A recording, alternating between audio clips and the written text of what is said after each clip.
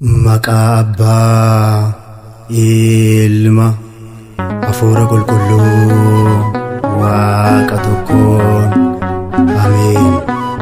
Hojii guddaa dinqisiisaa waan hojjeteef faarfannaa haaraadhaan Waaqayyoon faarfadhaa. Faaruu Daawit faarsaa 98 lakkoofsa 1.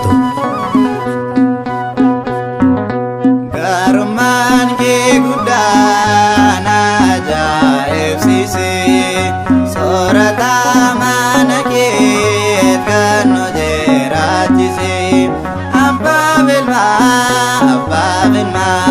Hafuura Qulqulluu. Abbaaf Ilmaa Hafuura Qulqulluu.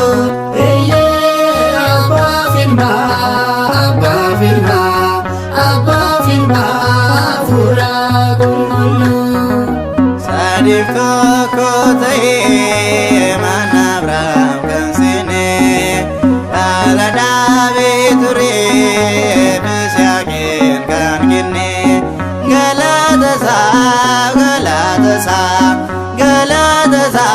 isaarsaa dhiyeessee. Galata isaaf isaarsaa dhiyeessee.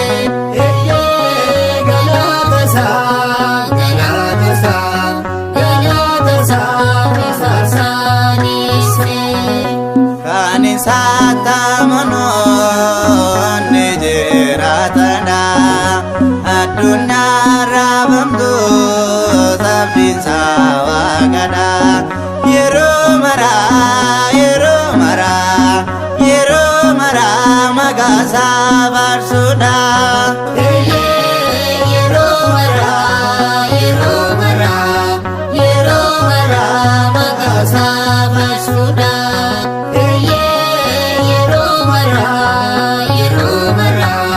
Yeroo maraa maqaasaa faarsuudha. Sooranni mana kee kan malee nan kagne sooressaa fayyisaa kan addaan hin qonne jaalalli kee kan hin madaalamne.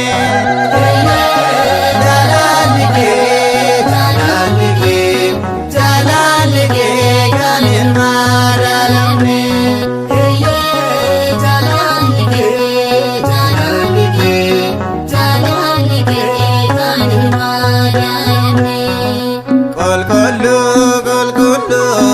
Qulqulluu jedhanii Suraafeel Kiruubeen maqaa kee faarsanii sodaa